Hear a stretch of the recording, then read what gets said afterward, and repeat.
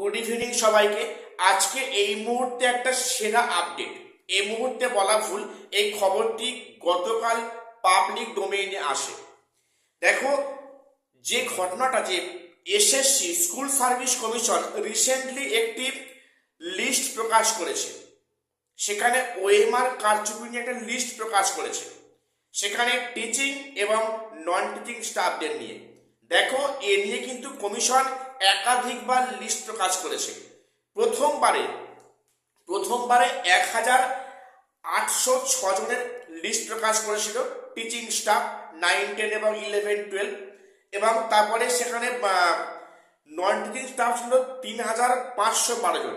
কিন্তু গতকাল যে লিস্টটা পাবলিশ হলো ওএমআর কারচুপিতে, সেখানে 1853টা নন টিচিং স্টাফ এবং 250টা টিচিং স্টাফের লিস্ট প্রকাশ করেছে কমিশন, করতে বাধ্য হয়েছে।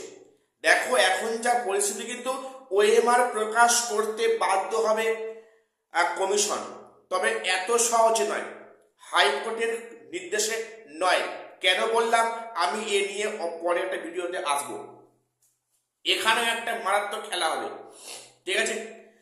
কেন বললাম, প্রত্যেককে ভিডিওগুলো আমার ফলো করো, তোমাদের কারণটা অবশ্যই উল্লেখ করে দেবো। তো এবারে সেই যে লিস্ট প্রকাশ হয়েছে, সেখানে কিন্তু একটা সাংঘাতিক জিনিস, যে লক্ষ্মী টুঙ্কা নামে একজন পরীক্ষার্থী, যেখানে ওএমআর কারচুপিতে নাম আছে, অথচ সেই ক্যান্ডিডেট হাইকোর্টে মামলা করেছিল, এই যে এসএসসি নিয়োগ মামলা করেছিল, এবং সেই মামলার কিন্তু প্রেক্ষিতে প্রায় 26,000 শিক্ষকের চাকরি প্রায় বাতিল হয়ে গেল, ঠিক আছে? তো সেই ব্যক্তি কিভাবে বা কেমন করে সেখানে ওএমআর কারচুপিতে নাম থাকে? সরি, এখন তো যা বোঝা যাচ্ছে যে সর্ষের মধ্যেই ভূত ঢুকে আছে, যেই রক্ষক সেই ভক্ষক। যিনি হাইকোর্টে মামলা করলেন এসএসসি এগেনস্টে, যে সেখানে অনেক কারচুপি হয়েছে, অনিয়ম হয়েছে, টাকা দিয়ে চাকরি হয়েছে, তো সেখানে সেই ক্যান্ডিডেটের নাম উল্লেখ রয়েছে কোথায়? ওএমআর কারচুপিতে। তাহলে বিষয়টা কি এমন যে সেখানে টাকা দিয়ে চাকরি, টাকা তো অনেকে দিয়েছে, তার মধ্যে কারোর চাকরি হয়েছে, কারোর চাকরি হয়নি।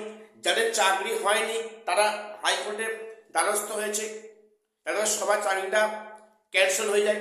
এখন এ নিয়ে নানা প্রশ্ন উঠছে, বিভিন্ন যোগ্য শিক্ষকরা এ নিয়ে নানা প্রশ্ন করছেন যে বিষয়টা কি হলো। তো এই হচ্ছে কি অবস্থা। তো এরপরে কিন্তু আরো সাংঘাতিক আপডেট আসবে, প্রত্যেককে খেয়াল রাখো অবশ্যই।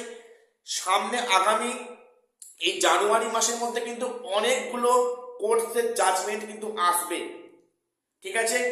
তো এবারে আরেকটা বিষয়, আজকের যে মহামান্য কলকাতা হাইকোর্টে যে আজকের মামলা ছিল, সেখানে কিন্তু একটি বিষয় অনেকটা কিন্তু খোঁজলা হচ্ছে।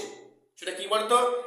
একাদশ দ্বাদশের সেকেন্ড লিস্ট বেশ কিছু সাবজেক্টে আসার সম্ভাবনা আছে। আজ কেন বললাম, আমি তোমার একটা ভিডিও আগামীকাল পাবলিশ করব, প্রকাশ করব। তো সেখানে আজকের যে কোর্টের যেভাবে শুনানি হলো, যে আগামী 4 সপ্তাহের মধ্যে সেখানে কমিশনকে বলা হয়েছে সমস্ত সাবজেক্টের রেশিও ঠিকঠাক হচ্ছে কিনা প্রকাশ করতে বা আপডেট দেওয়ার জন্য বলা হয়। সেখানে আজকে বেশ কিছু মামলাকারী পুনরায় মামলা করে সেম গ্রাউন্ডে। সেখানে বিচারপতি পরিষ্কার বলেন যে ইমিডিয়েটলি কমিশনকে বলতে হবে যে সমস্ত সাবজেক্টের রেশিও ঠিকঠাক মেনটেন হচ্ছে কিনা। তাহলে মনে হয় রেশিও সব সাবজেক্টে মেনটেন হয়নি, এটাই বাস্তব কথা। তাহলে সেই সাবজেক্টে কিন্তু আগামী দিনে আজকের যা মনে হলো শুনানি দেখে কিন্তু যে না, বাস্তব কথা কিন্তু অন্য বলছে। সেখানে কিছু সাবজেক্টের সেকেন্ড লিস্ট আসবে, কমিশন প্রকাশ করতে বাধ্য, তবে এখন নয়, এটা সময় লাগবে, কিন্তু এটা পরিষ্কার করে যাচ্ছে। তো যাই হোক, আজকে এই মুহূর্তে এটাই আপডেট দেওয়ার ছিল। প্রত্যেকের চ্যানেলটা সাবস্ক্রাইব করে রাখবে এমন গুরুত্বপূর্ণ নিউজ সবার আগে পাওয়ার জন্য। আর শেষ করছি, দেখা হচ্ছে পরে কোনো আপডেট নিয়ে।